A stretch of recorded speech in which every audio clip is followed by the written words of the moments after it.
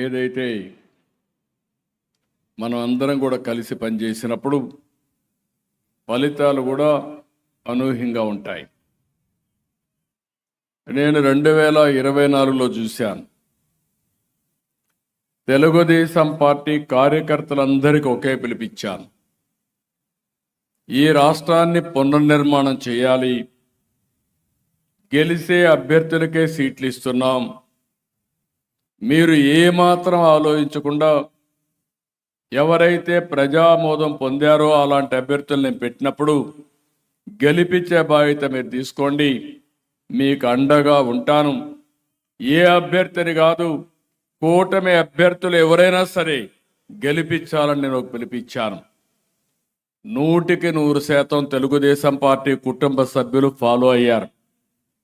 మిత్రుడు పవన్ కళ్యాణ్ గారు ఒకే మాట చెప్పారు, ఈరోజు రాష్ట్ర పునర్నిర్మాణం కోసమే మేము కలిసాం, ఈలో మాకు ఎలాంటి స్వప్రయోజనాలు లేవు, కూటమి గెలవాలి, ప్రతి ఒక్కరూ పనిచేయాలని పిలిపిస్తే జన సైనికులు 100% పనిచేశారు. వారిని మనస్ఫూర్తిగా మరొక్కసారి అభినందిస్తున్నా.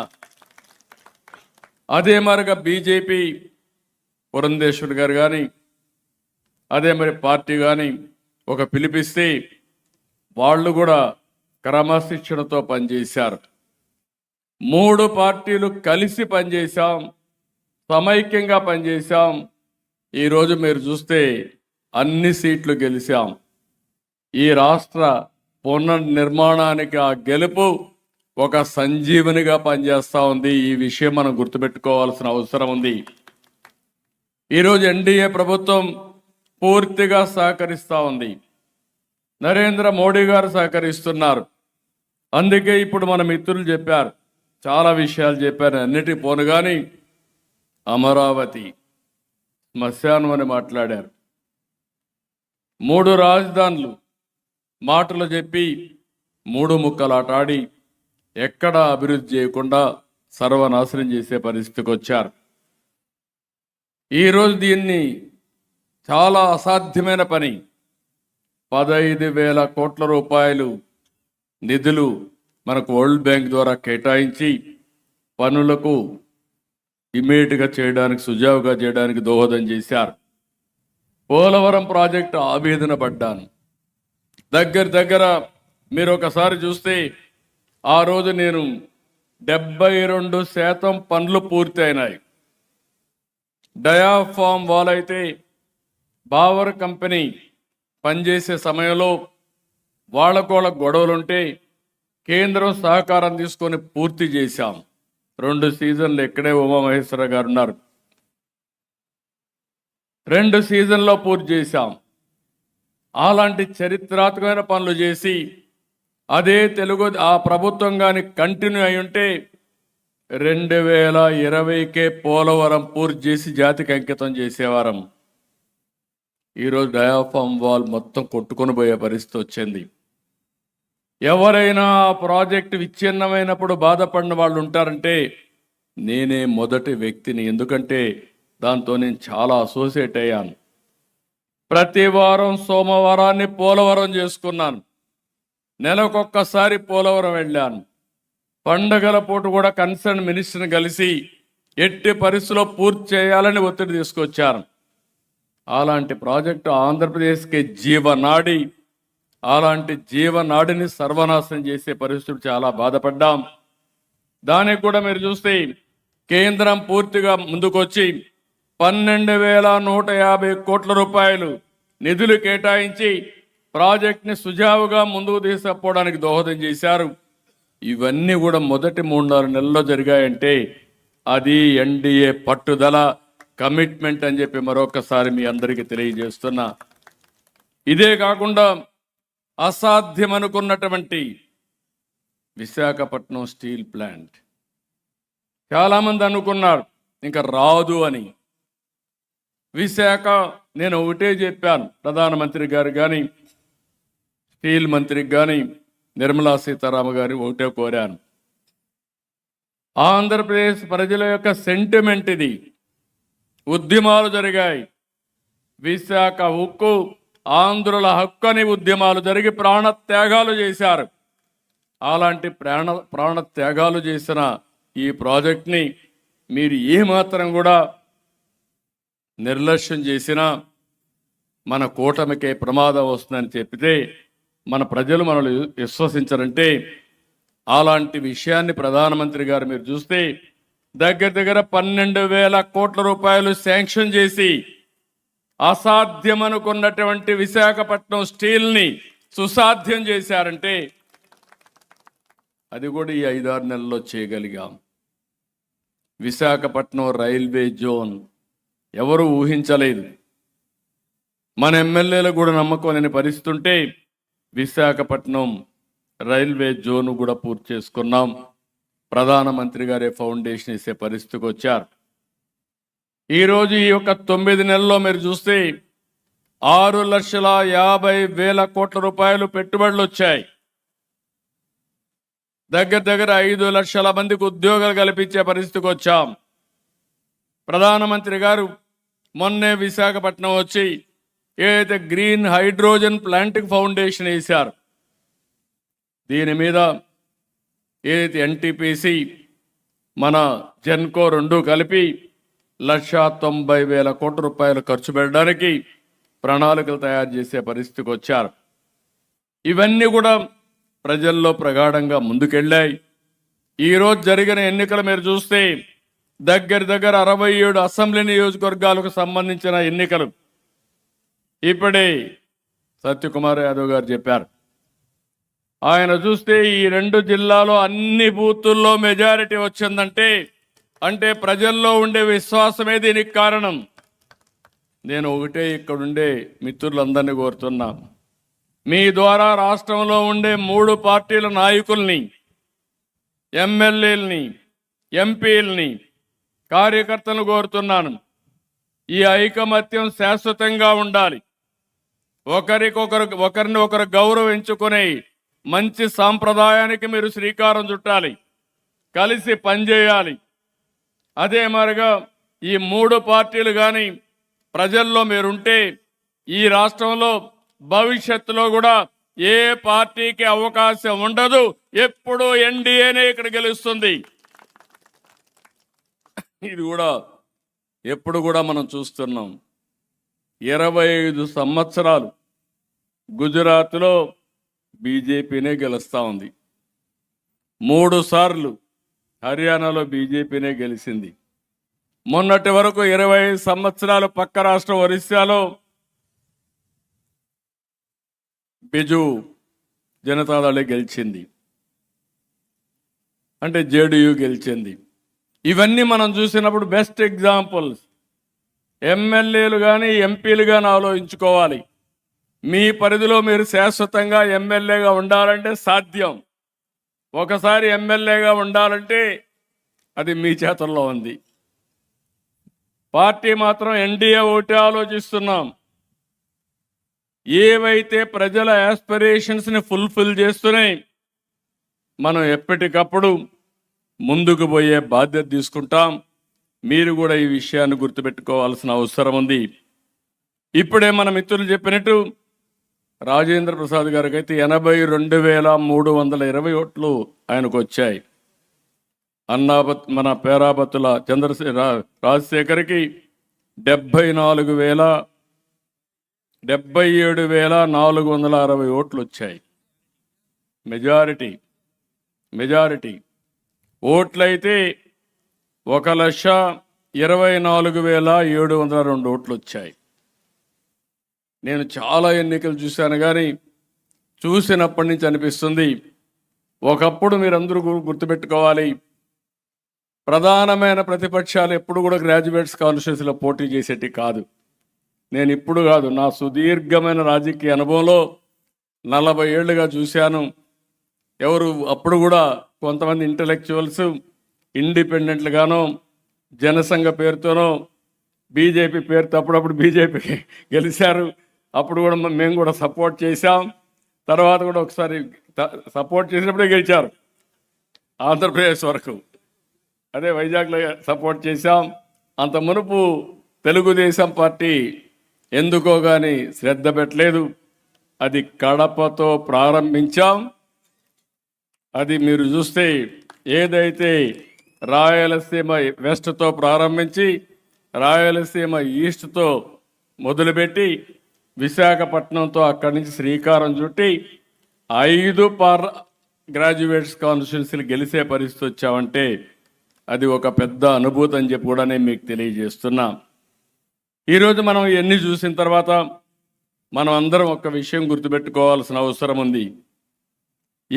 ఏ వ్యక్తి అయినా రాజకీయాల్లో ప్రజలకు మంచి చేస్తే, ప్రజలతో మనం ఉన్నామని నమ్మితే ప్రజలు వదిలిపెట్టరు. ఇప్పుడు నేనుంది కుప్పం నియోజకవర్గంలో.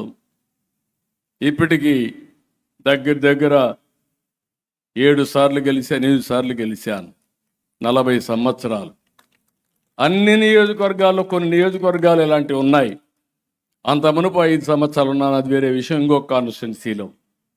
ఇవన్నీ మనం చూసినప్పుడు ప్రజలకు మనం అందుబాటులో ఉండడం, మన నియోజకవర్గాన్ని మనం నర్చర్ చేయడం, ఎక్కడికక్కడ మనం చేయగలిగితే ఎప్పుడూ గెలిచే అవకాశాలు ఉంటాయని చెప్పి కూడా నేను మీకు తెలియజేస్తున్నా. ఇంకొక పక్కన ఈరోజు నేను మిమ్మల్ని అందరినీ కోరేది ఒకటే. ఈరోజు చాలా సమస్యల్లో కూడా మనం చూసినప్పుడు బాధ్యతలు చాలా ఉన్నాయి. నేను 4వ ముఖ్యమంత్రి. ఇప్పుడు కూడా నాకు ఒకసారి తలుచుకుంటే నిద్ర రావడం లేదు. లెక్కలు చూస్తే నాకు అంతు పట్టడం లేదు. సూపర్ 6 చెప్పాం. ఇంకో పక్కన అనేక హామీలు ఇచ్చాం. ఇంకో పక్క ఖజానా చూస్తే ఏం చేయాలనో దిక్కుదోచని పరిస్థితి. కేంద్రాన్ని అడగాలంటే ఏం అడగాలనో తెలియని పరిస్థితి. ఎందుకంటే ఏదో ఒక లెక్క అడగాలి కదా, ఆ లెక్క అడగాలంటే ఎక్కడ దిక్కులేని పరిస్థితి వచ్చింది. ఇలాంటి క్లిష్టమైన పరిస్థితులు వచ్చినప్పుడు చెప్పిన మాట నిలబెట్టుకోవడానికి ఎన్డీఏ ప్రభుత్వం రాష్ట్రంలో అనునిత్యం ఆలోచిస్తున్నామని మరొక్కసారి మీ అందరికీ హామీ ఇస్తున్నా. ఎక్కడా ఇవ్వని విధంగా ఇచ్చాం. ఇప్పుడే అన్ని డీటెయిల్స్ చెప్పారు కాబట్టి నేను మళ్ళీ పోవడం లేదు. పెన్షన్స్ విషయంలో మొదటి సంతకం పెట్టి ఏప్రిల్ నుంచి అరియర్స్ కూడా ఇస్తామని చెప్పి అరియర్స్ కూడా ఇచ్చిన ఏకైక ప్రభుత్వం ఎన్డీఏ ప్రభుత్వం. ఇక్కడ అన్నా క్యాంటీన్లు పెట్టాం. అదే మరి మిగిలిన మనం చెప్పినట్టు అన్నీ చేసి మళ్ళీ ఏ విధంగా చేయాలని ఆలోచిస్తున్నా. మనం మాట ఇచ్చాం, చెప్పాం, ప్రజలు మన మీద నమ్మకం పెట్టుకున్నారు. అందుకే తొందరలోనే తల్లికి వందనం ఇవ్వాలని, అదే సమయంలో రైతుకి ఇవ్వాల్సిన అన్నదాత రైతుకి ఇవ్వాలని, ఇంకో పక్క మత్స్యకారులకి మనం వాళ్ళు వేటకు పోయే సమయంలో హాలిడే ఇస్తారు. ఆ సమయంలో 20,000 రూపాయలు ఇస్తున్నాం. అది నిలబెట్టుకోవడానికి అన్ని ప్రయత్నాలు చేస్తున్నాం. నాకు ఒక నమ్మకం ఉంది, ఎట్టి పరిస్థితుల్లో వారికి కూడా ఇచ్చి వారి నమ్మకాన్ని నిలబెట్టుకుంటామని మరొక్కసారి మీ అందరికీ హామీ ఇస్తున్నా. ఈరోజు మనల్ని గెలిపించింది గ్రాడ్యుయేట్స్ గెలిపించారు, చదువుకున్న వాళ్ళు గెలిపించారు. అప్పుడు 57% అయితే ఇప్పుడు 63%కి వెళ్ళే పరిస్థితి వచ్చింది. అంటే నమ్మకం పెరిగింది. దీన్ని మనం అందరం గుర్తుపెట్టుకోవాల్సింది. ఎవరైతే గ్రాడ్యుయేట్స్ ఉన్నారో వారందరికీ విజ్ఞప్తి చేస్తున్నా, మనస్ఫూర్తిగా కూటమి తరపున మీకు ధన్యవాదాలు తెలియజేస్తున్నా. అచంచలమైన విశ్వాసం పెట్టుకున్నారు. మీరందరూ కలిసి ఓటేశారు, అది నేను గుర్తుపెట్టుకుంటాం. కానీ ఈరోజు రాష్ట్రంలో ఎప్పుడూ రాని విధంగా మళ్ళీ ఒకసారి చెప్తున్నా, ఎక్కడైతే డబల్ ఇంజన్ సర్కార్ ఉంటుందో అక్కడ అభివృద్ధి ఉంటుంది. మన రాష్ట్రంలో డబల్ ఇంజన్ సర్కార్ ఉంది. కేంద్రం రాష్ట్రం కలిసి సమిష్టిగా పనిచేస్తాం. కేంద్రంలో ఎలాంటి ఇబ్బందులున్నా రియల్ టైంలో పరిష్కారం చేసుకుని ఒకరిని ఒకరు స్ట్రెంగ్తన్ చేసుకుంటూ ముందుకు పోయే సాంప్రదాయానికి శ్రీకారం చుట్టాం. దీనివల్ల మెరుగైన ఫలితాలు వస్తాయని చెప్పి కూడా మీకు తెలియజేస్తున్నా. ఈరోజు తెలుగుదేశం ఈ యొక్క ఎన్డీఏ పార్ట్నర్సే కాకుండా చదువుకున్న వ్యక్తులు ప్రతి ఒక్కరూ ఆలోచించాల్సిన అవసరం ఉంది. ఉపాధ్యాయులు, రిటైర్ అయిన వ్యక్తులు, ఇప్పుడు పనిచేసే ఎంప్లాయీస్ అందరూ గవర్నమెంట్లో, ప్రైవేట్లో పనిచేసే వ్యక్తులు, లేకుంటే అన్ఎంప్లాయీగా ఉన్న వ్యక్తులు మీరు కూడా ఆలోచించుకోవాల్సిన అవసరం ఉంది. భవిష్యత్తులో నాలెడ్జ్ ఎకానమీ ప్రగాఢమైన రోల్ ప్లే చేయబోతుంది మన దీంట్లో.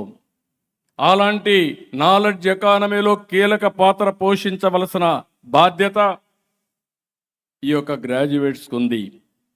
అందుకే నేను చాలా స్పష్టంగా ఏదో 40 ఏళ్ళకు 50 ఏళ్ళకు చెప్పడం లేదు.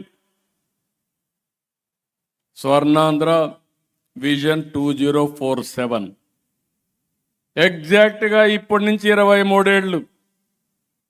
హైదరాబాద్ డెవలప్ చేసింది 95 నుంచి డెవలప్ చేస్తే 30 ఏళ్లలో ఒక ప్రూఫ్ ఆఫ్ కాన్సెప్ట్ మన కళ్ళ ముందర కనపడుస్తూ ఉంది. మళ్ళీ నేను హామీ ఇస్తున్నా, ప్రజలను కోరుతున్నా, విద్యావంతులు ముందుండాలని చెప్పి అప్పీల్ చేస్తున్నా. 2047కి భారతదేశంలో నెంబర్ 1 రాష్ట్రం ఏదంటే దానికి చిరునామాగా ఆంధ్రప్రదేశ్ ఉండాలి.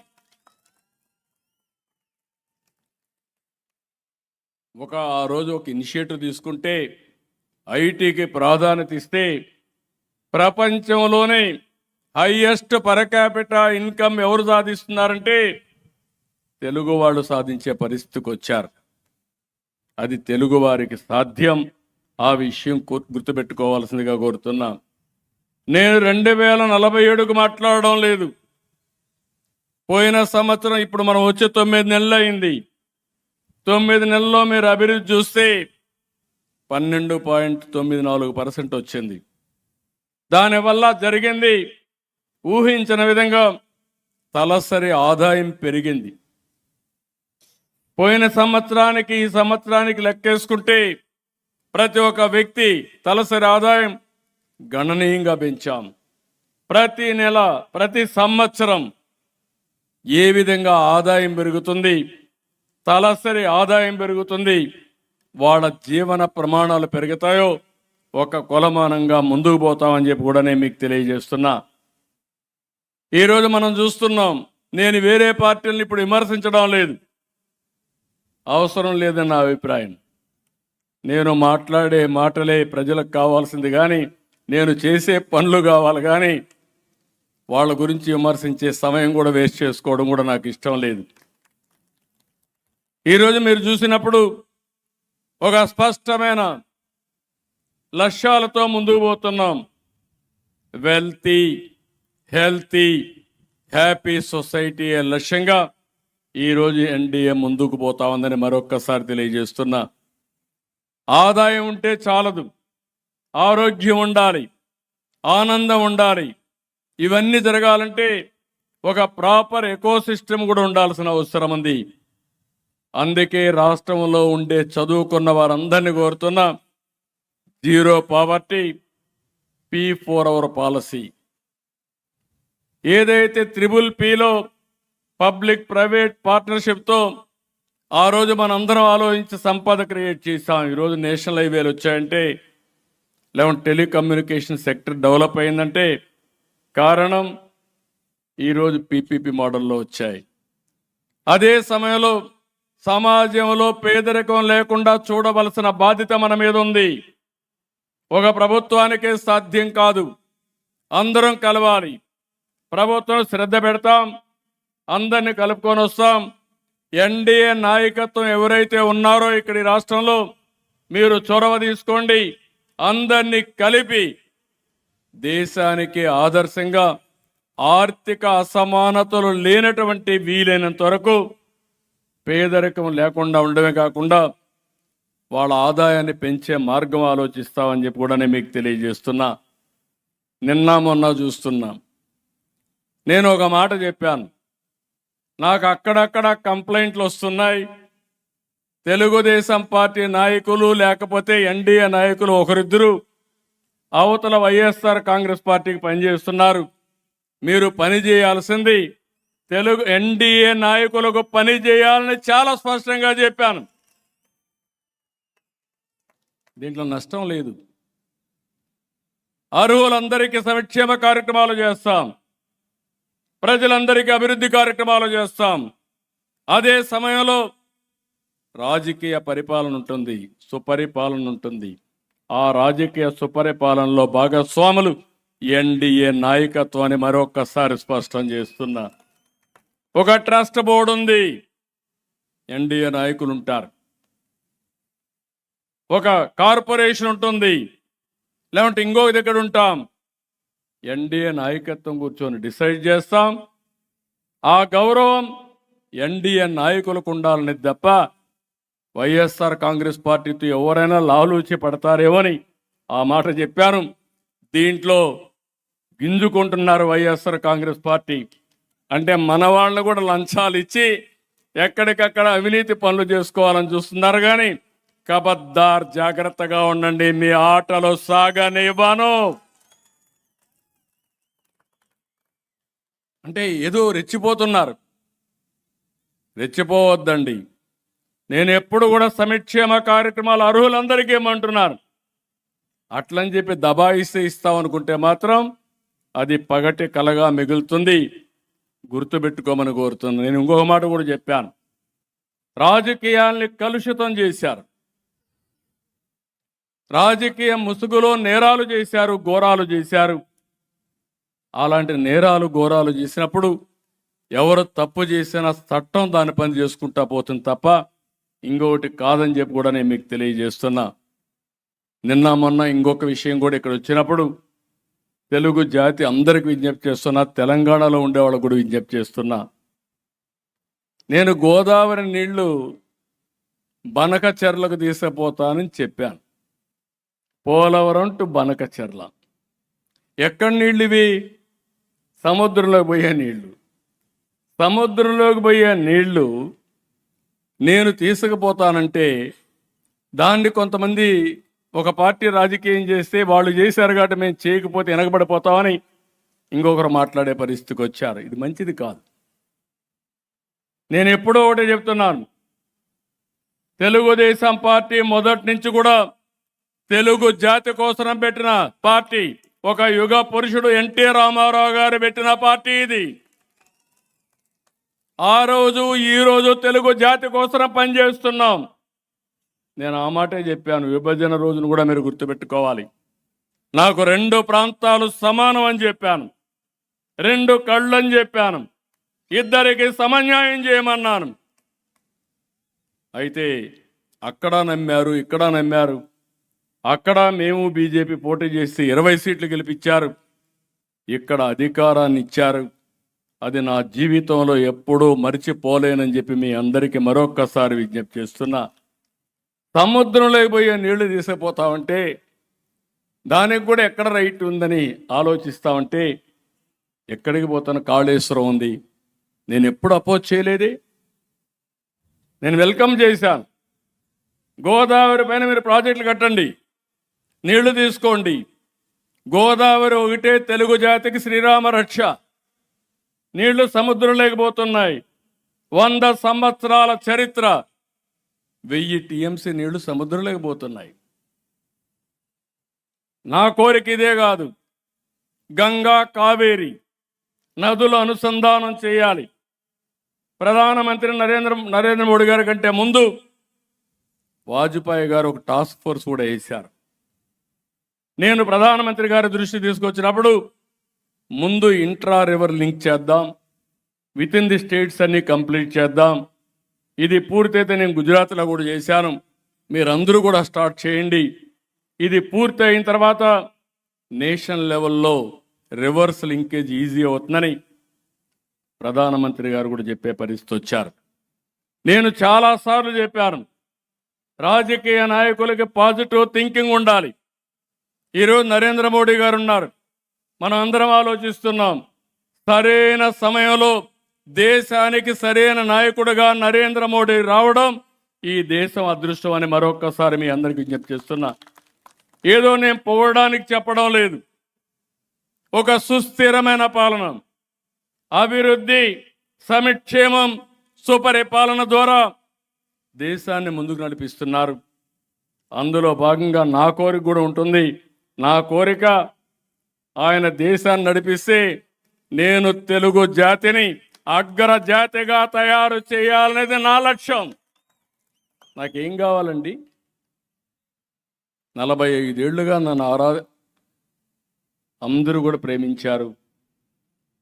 తెలుగు జాతి చరిత్రలో మీరు చూస్తే మన నాయకుడు ఎన్టీ రామారావు గారికి మీరు చూసినప్పుడు ఎప్పుడు కూడా తిరుగులేదు ఆ నాయకుడికి. ఆయన అనుకుని జరిగింది. 9 నెలల్లో పార్టీ పెట్టాడు, అధికారానికి వచ్చాడు. దేశ స్థాయిలో అన్ని పార్టీలను కలిపి ప్రత్యామ్నాయాన్ని ఏర్పాటు చేసే పరిస్థితికి వచ్చాడు. తెలుగు దేశం పార్టీకి ఒక చరిత్ర సృష్టించిన వ్యక్తి ఎన్టీ రామారావు గారు. అలాంటి నాయకుడి తరపున ఆయన చూసినప్పుడు ఇంకో పక్క ఈ రాష్ట్రంలోని పివి నరసింహరావు గారు వచ్చి ఈ దేశాన్ని దశ దిశ మార్చే విధంగా రిఫార్మ్స్ తీసుకొచ్చాడు. కానీ ఈరోజు నాకు 45 ఏళ్లుగా ప్రజలు అభిమానించారంటే ఇది నా పూర్వజన్మ సుకృతం కాకుండా ఏంటని అడుగుతున్నా. నాకేం కావాలని అడుగుతున్నా. నాకేం అవసరం లేదు. జాతి ప్రయోజనాలే నా ప్రయోజనం, రాష్ట్ర ప్రయోజనాలే నా ప్రయోజనం. అందుకే మళ్ళీ విజ్ఞప్తి చేస్తున్నా, తెలంగాణలో కూడా సముద్రంలోకి పోయే నీళ్లు కరువు ప్రాంతాన్ని తీసుకుపోతే ఎవరు బాధపడక్కర్లేదు. దానికి అందరం కూడా ఆలోచించాల్సిన అవసరం ఉంది. పదే పదే చెప్పాను. కాళేశ్వరం మీరు అభివృద్ధి చేశారు, చాలా మంచి పని చేశారు. ఇంకా కూడా ఎక్కడన్నా ఉంటే మీరు నీళ్లు తీసుకోండి.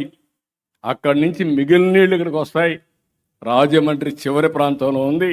రాజమండ్రి దాటితే అవి సముద్రంలోకి పోతాయి తప్ప ఎవరు ఉపయోగించుకోలేరు.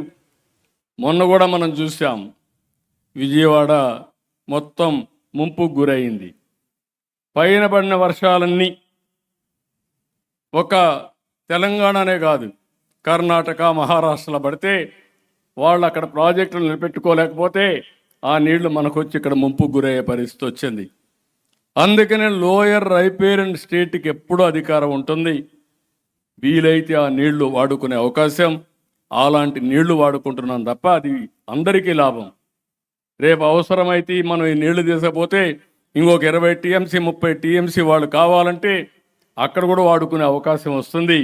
ఇది ప్రజాహితం కోసం పనిచేస్తున్నాం, తెలుగు జాతి కోసం పనిచేస్తున్నాం అని మరొక్కసారి విజ్ఞప్తి చేస్తున్నా. కాబట్టి ఇలాంటివి అప్పుడప్పుడు మన అభిప్రాయాలు కూడా చెప్పకపోతే వీళ్ళందరూ అనుకుంటారు ఏదో వాళ్ళు చెప్పిందే రైట్ అని కూడా అనుకునే ప్రమాదం ఉంటుంది. అది కరెక్ట్ కాదు.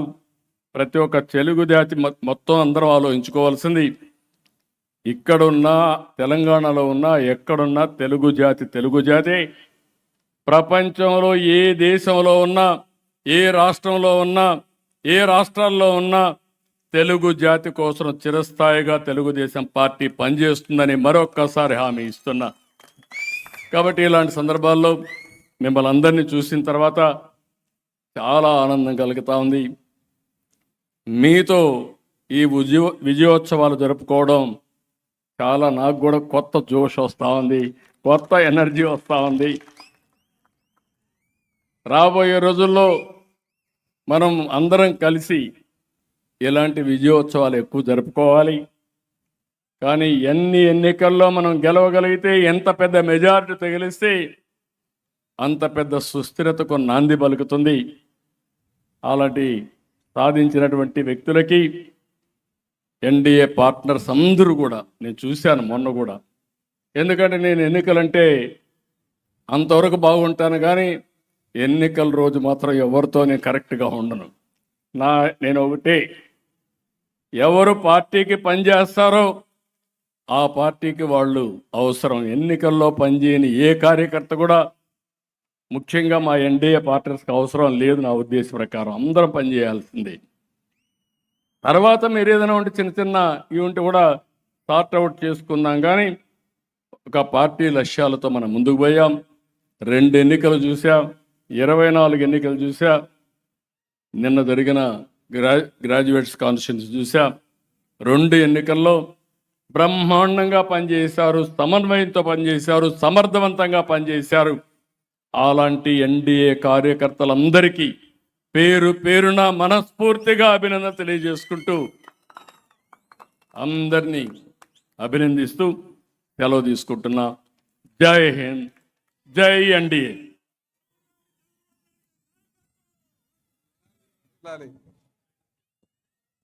తెలుగుదేశం పార్టీ జాతీయ అధ్యక్షుల వారికి ధన్యవాదాలు తెలియజేస్తూ, అలాగే గెలిచినటువంటి అభ్యర్థులు కీర్తిశేషులు నందమూరి తారక రామారావు గారు యొక్క స్ఫూర్తిని, జాతీయ అధ్యక్షులు వారి యొక్క అడుగు జాడల్లో, అలాగే జాతీయ ప్రధాన కార్యదర్శి లోకేష్ బాబు యొక్క సూచనలతో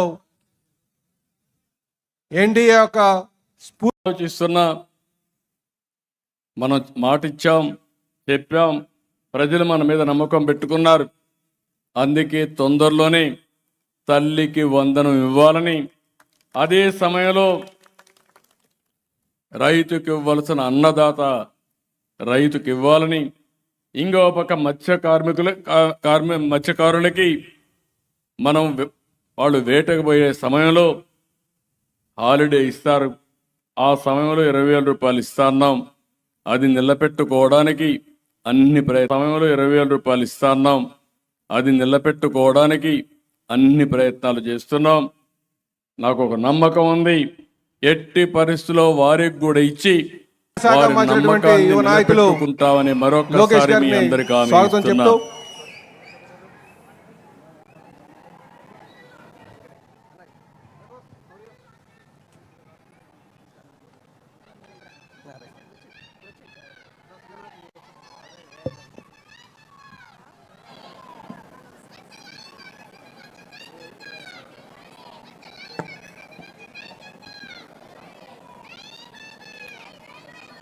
పట్టభద్రులందరూ కూడా ఎంతో నమ్మకంతో మరి కూటమి ప్రభుత్వం చంద్రబాబు నాయుడు గారి నాయకత్వంలో వాళ్ళందరికీ న్యాయం జరుగుతుందని, వాళ్ళ హక్కుల రక్షణ